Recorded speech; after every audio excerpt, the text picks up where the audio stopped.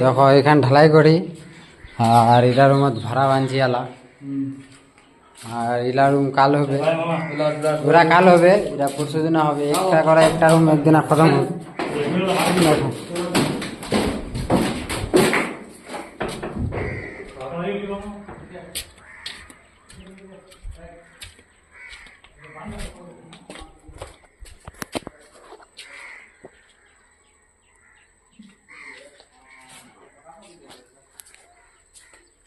এখানে আলাইটার জন্য উপর हाँ हाँ